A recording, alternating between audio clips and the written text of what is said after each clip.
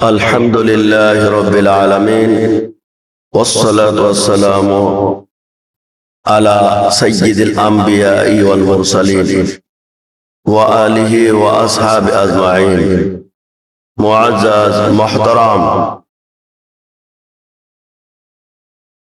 আল্লাহ নবী মক্কা থেকে হিজরতের পথে রওনা হলেন। এমন সময় সুরাকার বিশাল এক বাহিনী পিছন থেকে আসতেছে। বন্ধুরে আমার,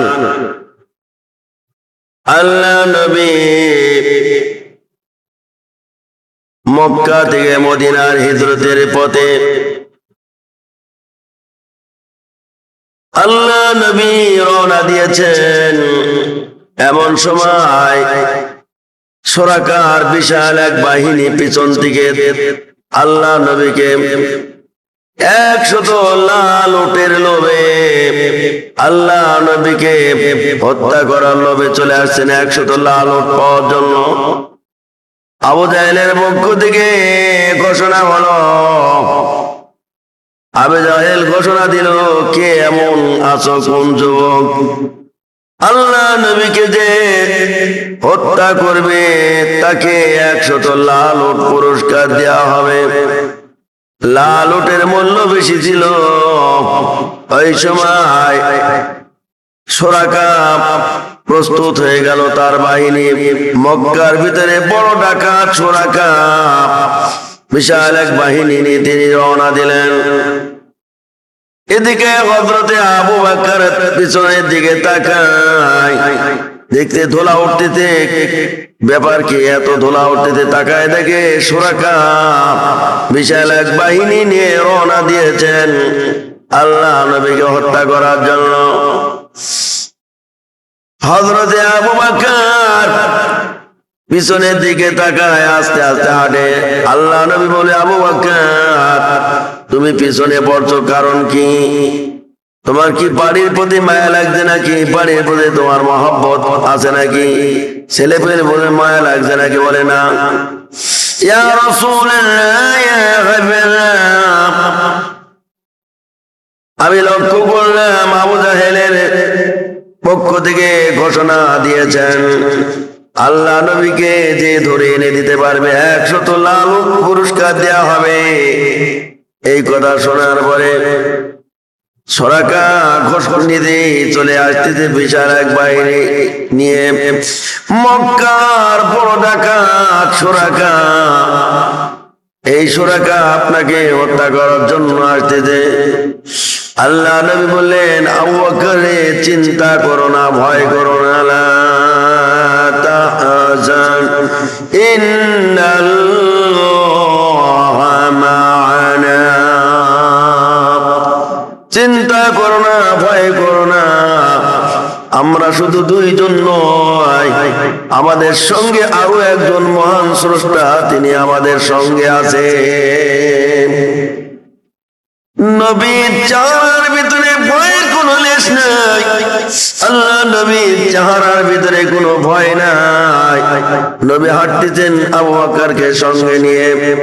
এমন সময় সুরাকার বিশাল এক বাহিনী নিয়ে তিনি দ্রুত আসলেন। বলে, কে যায়, দাঁড়াও। আল্লাহ নবী দাঁড়ায় গেল। দাঁড়ায় যাওয়ার পরে বলছে, কি পরিচয় তোমার? বলে, আমার নাম মুহাম্মদ সাল্লাল্লাহু আলাইহি ওয়াসাল্লাম। এই কথা বলার সঙ্গে সঙ্গে অমনি ঘোড়ার পিঠে চাবুক মারে। ঘোড়া সামনের দিকে 2 কদম না বাড়াতে অমনি ঘোড়ার পা জমিনে পড়ে যায়। তরবারি উঁচু করে সুরাকা সামনে বাড়াতে যায়, কিন্তু ঘোড়ার পা মাটিতে পড়ে গেল। এবার সুরাকা আর ঘোড়াকে এইভাবে মারতে থাকে, কোন রকম নড়াচড়া করে না। ঘোড়াকে মারতে মারতে ঘোড়া জমিনে পড়ে যায়, ঘোড়াকে নড়াতে পারে না।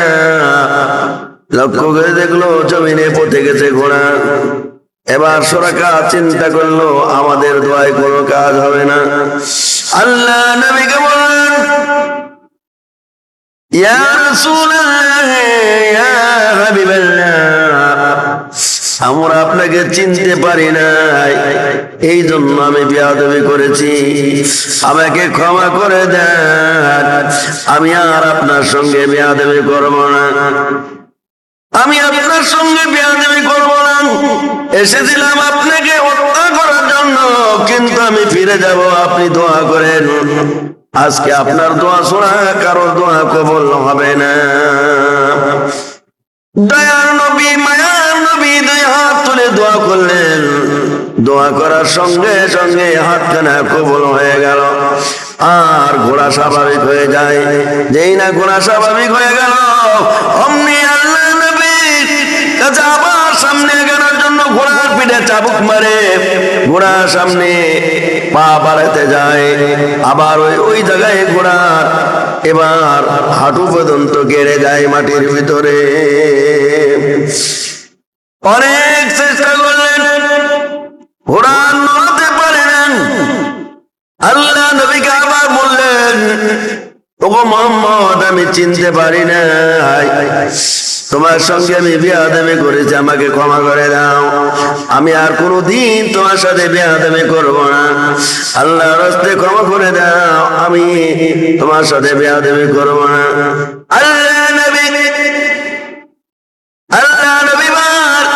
আবার হাত তুললেন, দোয়া কবুল হয়ে গেল। দোয়া কবুল হওয়ার সঙ্গে সঙ্গে ঘোড়া স্বাভাবিক হয়ে যায়। মক্কার এই সুরাকা উটের লোভে বারবার ওয়াদা করে, ওয়াদা খিলাফ করে। আল্লাহ নবীর কি দয়া, কি মায়া! আল্লাহ নবী ইচ্ছা করলে তিনি সুরাকাকে ক্ষমা না করতে বাধ্য, কিন্তু সুরাকাকে আবার ওই স্বাভাবিক হয়ে গেল সুরাকার ঘোড়া। এবার আল্লাহ নবী আবার তিনি হাত তুলে দোয়া করলেন, দোয়া করার কারণে কবুল হয়ে যায়। সুরাকা আবার সামনের দিকে ঘোড়ার পিঠে চাবুক মারে, চাবুক মেরে সামনের দিকে আগায়, আবার সামনের দিকে আগাতে যায়, এবার ঘোড়া একবার বুক পর্যন্ত পথে যায়, সুরাকার পা পর্যন্ত জমিনে পথে যায়।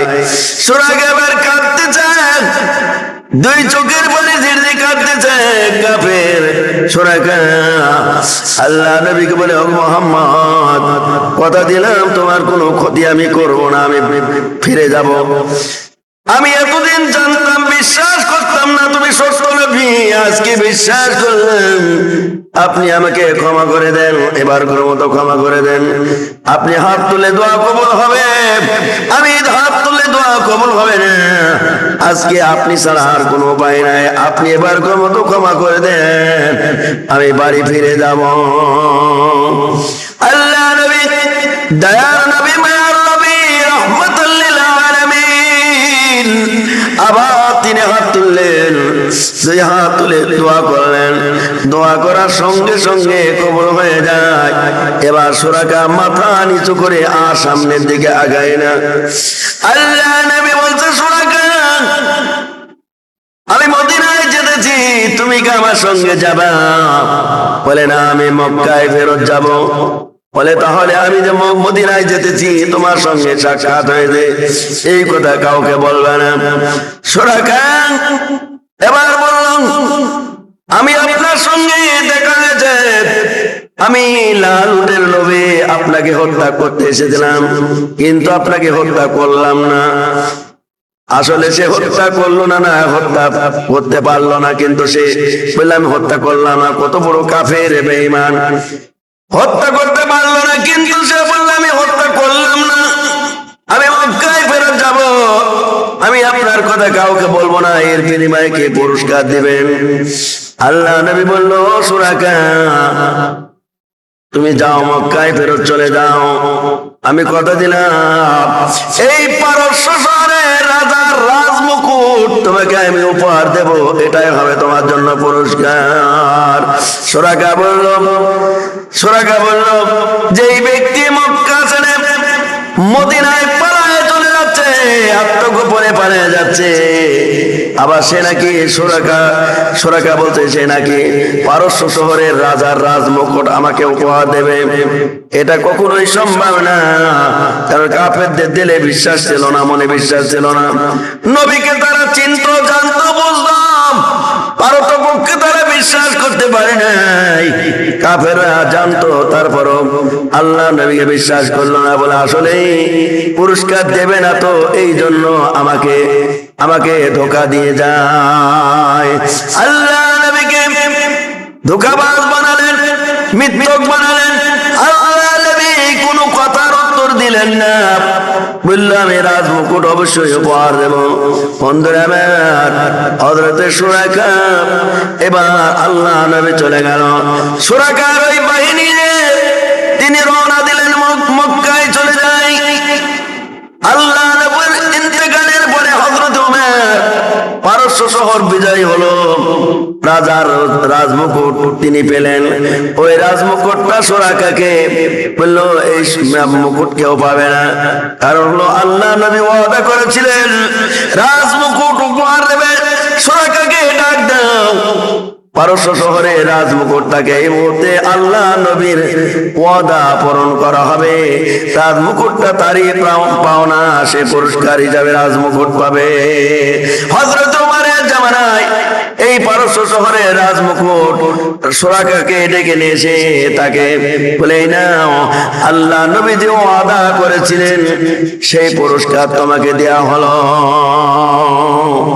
বন্ধুরা, কাফেররা আল্লাহ নবীর সঙ্গে বিভিন্নভাবে কষ্ট দিয়েছেন, নির্যাতন করেছেন, আল্লাহ নবীকে অনেক কষ্ট দিয়েছেন। তারপরও তারা অনেক সময় অনেক নিদর্শন নবীর দেখেছেন, অনেক মর্যাদা দেখার পরও তারা বিশ্বাস করতে পারে না।